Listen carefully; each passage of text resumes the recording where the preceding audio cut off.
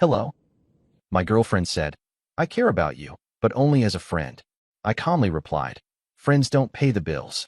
From that moment on, I cut off the financial support and treated her like a regular friend. 3 days later, I got a call from her sister asking, do you remember me now? I care about you, but only as a friend. She said it like she was doing me a favor, like she was gently setting down a fragile object instead of dropping a brick on my chest. We were sitting at the small table in my apartment, the one I paid for, while I was finishing a spreadsheet of monthly expenses.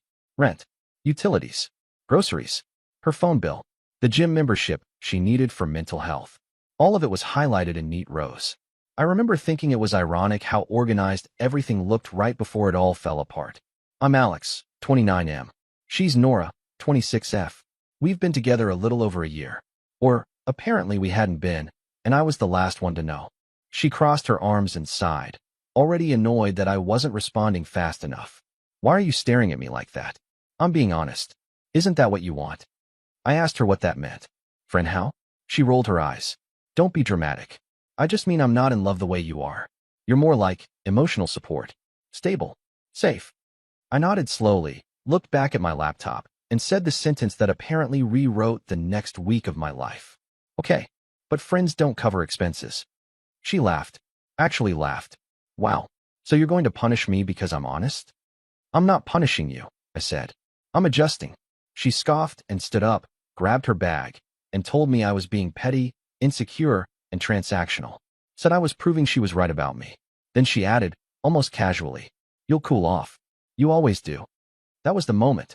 Not the words friend, not the dismissal, but that certainty. The assumption that I'd stay exactly where she left me. I didn't argue. I didn't explain.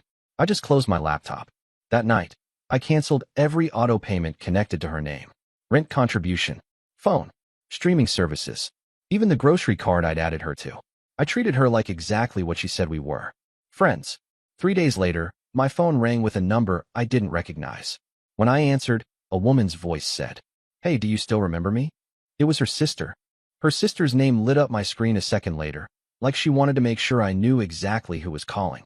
I hadn't heard from her in almost a year. Last time was a family barbecue where she joked that Nora always lands on her feet. At the time, I laughed. Now it felt like foreshadowing. Do you still remember me? She asked again, softer this time. Yeah, I said.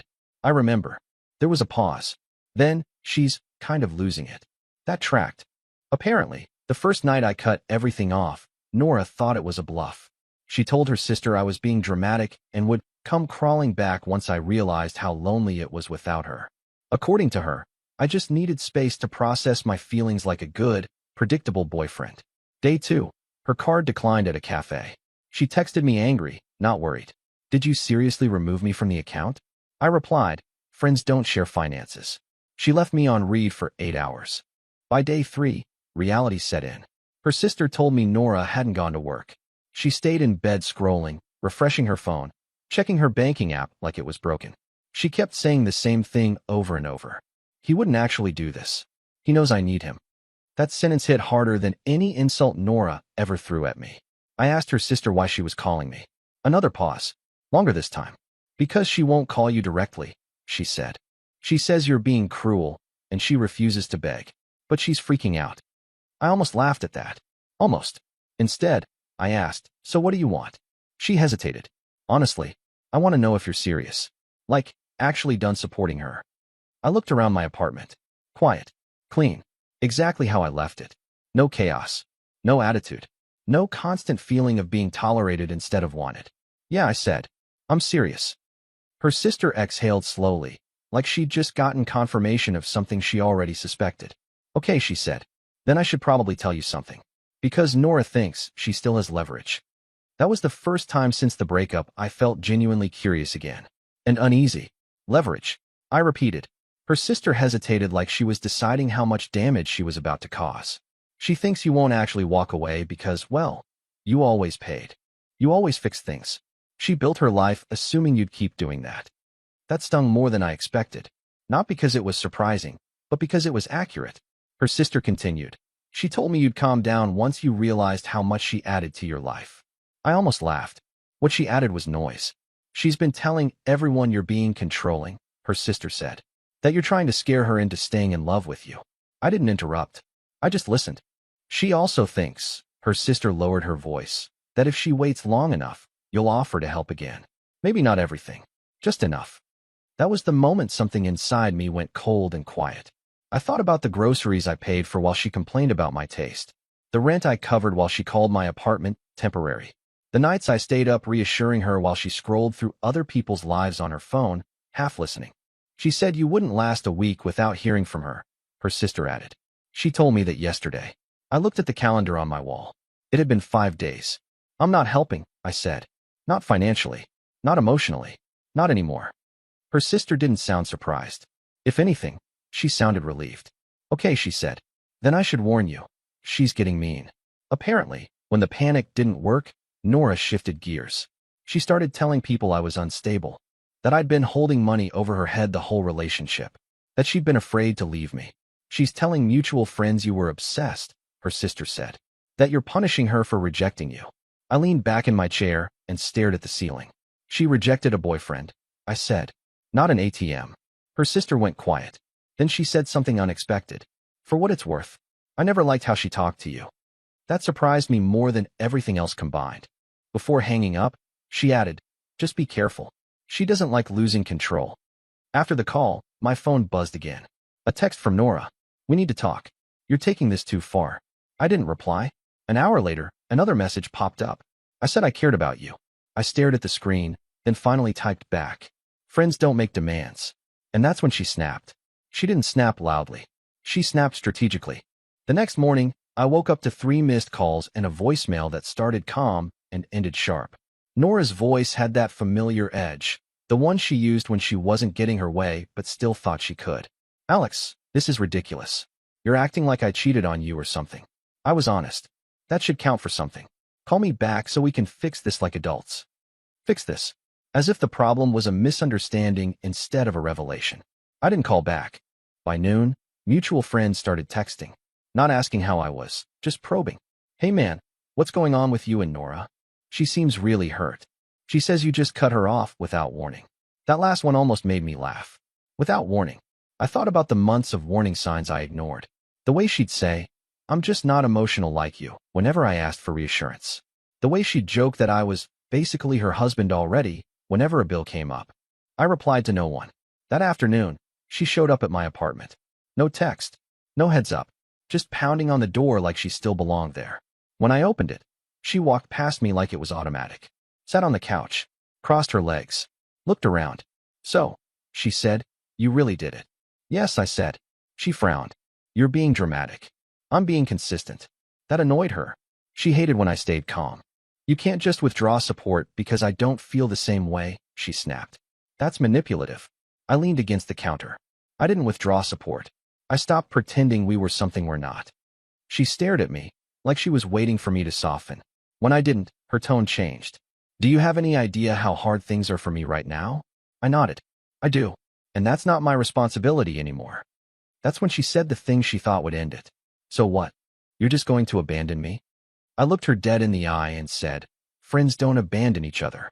They just don't know each other. Her face went red. You think you're better than me now? She hissed. You think money makes you important? No, I said quietly. I think boundaries do. She stood up, shaking with anger. You're going to regret this, she said. You'll see. As she stormed out, I realized something unsettling. She wasn't heartbroken. She was furious she'd lost access. The regret she promised didn't come the way she thought it would. Instead of me calling, apologizing, or cooling off, I went quiet. Not passive-aggressive quiet. Just absent. I stopped reacting. Stopped explaining. Stopped being available. That's when she escalated. 2 days after showing up at my place, she Venmo requested me. $420. Caption, utilities you forgot about. I stared at it for a full minute before declining with a single note. Friends split their own bills. She lost it. The text came fast and sharp. Wow. So you're really going to pretend I don't exist? After everything I gave you? That last one almost impressed me. The audacity was consistent, at least. Then came the guilt angle. I thought you were different. I trusted you. You know I don't have anyone else right now. I didn't respond. That night, her sister texted me again. She's telling mom you financially abused her. I closed my eyes and exhaled slowly. Apparently, Nora had rewritten the story. In her version, I was the controlling boyfriend who used money to trap her, and she was the brave girl who finally spoke her truth and paid the price. She's saying you're punishing her for not loving you back, her sister said. That you're being vindictive. I asked the only question that mattered. Does anyone believe her? Her sister hesitated. Some people are starting to question things. That didn't surprise me. Nora was good at sounding convincing when she spoke first. But then her sister added, she slipped up today. I sat up. How? She told Mom you'd eventually cave because you can't stand being the bad guy. There it was again. That assumption. That I'd prioritize being liked over being respected.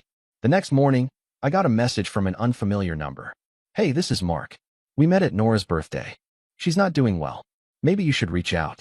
I didn't reply. An hour later, another text from Nora herself. Short. Different tone. I never said I didn't want you. I just needed time. I stared at the words and felt nothing. That was the real breaking point. Not anger. Not sadness. Indifference. And that's when I realized she was running out of moves. By the end of the week, the tone shifted again. Nora stopped being angry and started being polite. That's how I knew she was scared. She texted like nothing bad had happened. No accusations. No guilt. Just casual check-ins. Like we were easing back into something familiar. Did you see the weather today? Remember that Thai place you like? I found your hoodie. Want it back? I didn't respond to any of it. That silence did more damage than any argument ever could. She couldn't frame it. Couldn't fight it. Couldn't perform against it. Then she tried nostalgia. One night, she sent a photo of us from months ago. A selfie I didn't remember taking. We were happy here, she wrote. I stared at it for a long time. Not because I missed her, but because I finally saw it clearly. I was smiling. She wasn't. She was leaning away, phone already half raised, eyes somewhere else. I deleted the photo. The next morning, her sister called again. Straight to the point this time.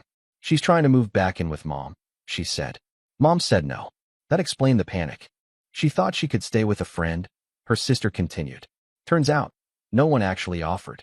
I let that sit between us. She keeps saying you turned everyone against her, her sister added. That you changed. I almost corrected her. Almost told her I didn't change, I just stopped compensating. But I didn't need to defend myself. Listen, her sister said quietly. I shouldn't say this, but she always assumed you'd be there. Not because she loved you.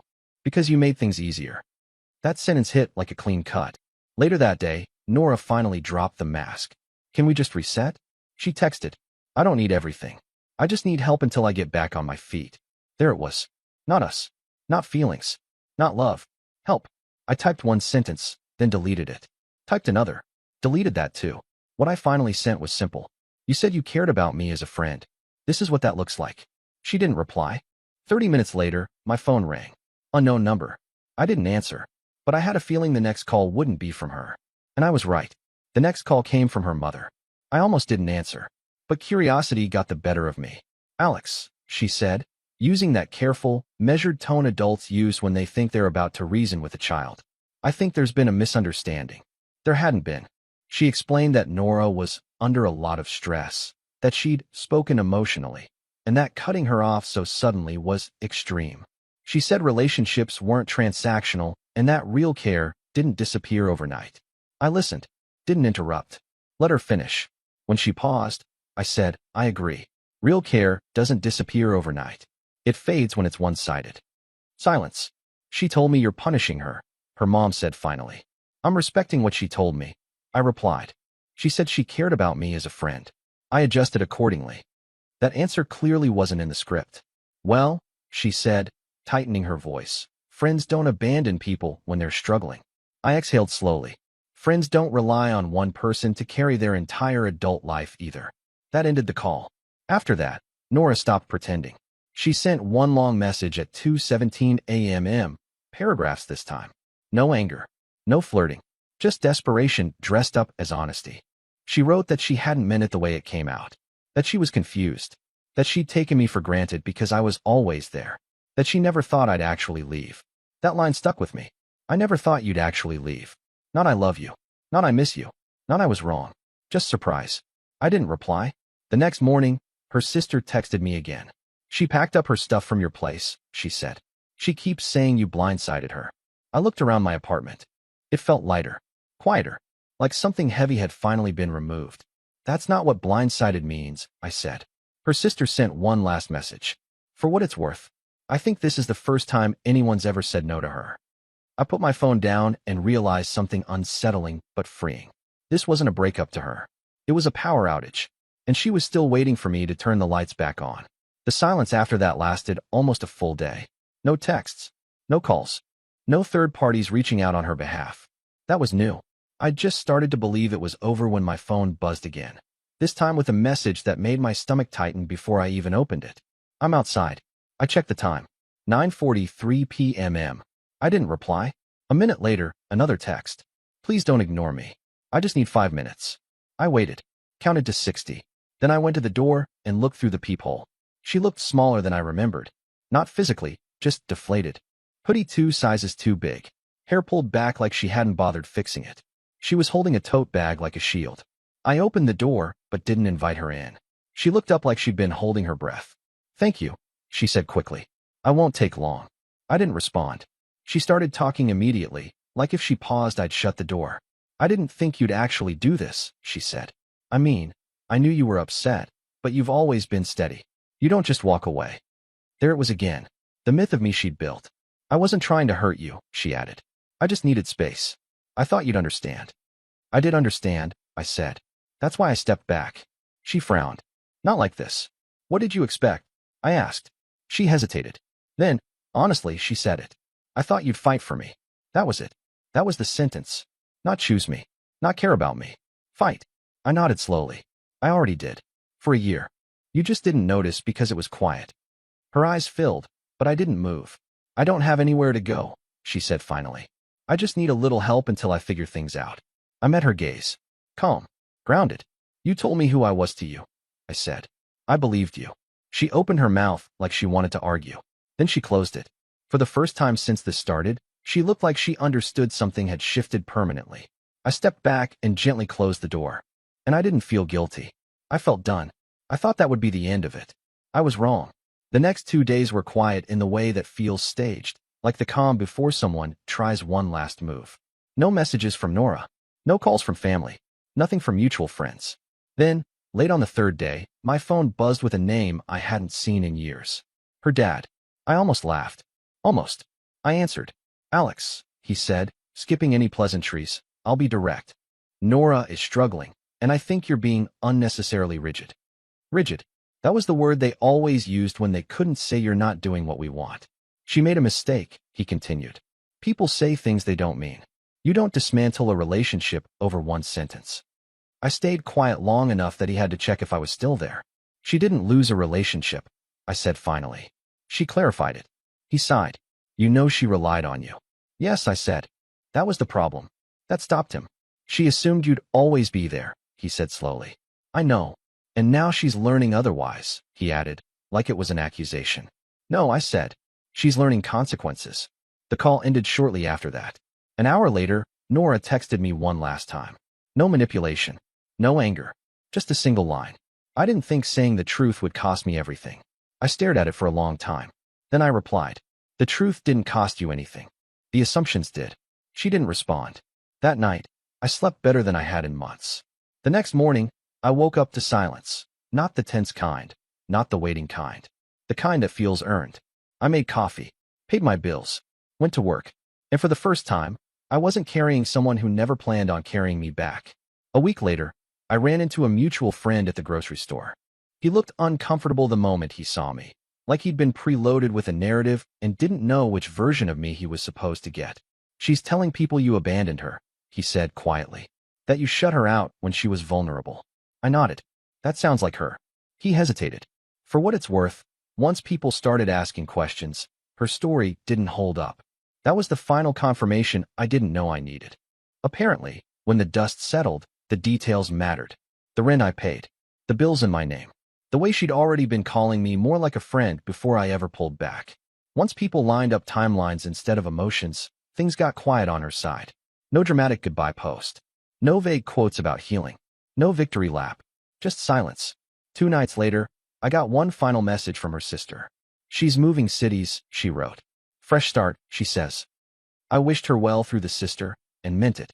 Not because I wanted her back, but because I was done carrying resentment that wasn't mine to hold. Here's the thing no one tells you about moments like this. Walking away doesn't feel powerful at first. It feels boring, uneventful, almost anticlimactic. There's no big speech, no applause, just the quiet understanding that you finally listened to what someone told you about how they saw you. She said she cared about me as a friend, so I treated her like one. And when the benefits stopped, so did the illusion. That's not cruelty. That's clarity. And I don't regret it for a second. Bye-bye.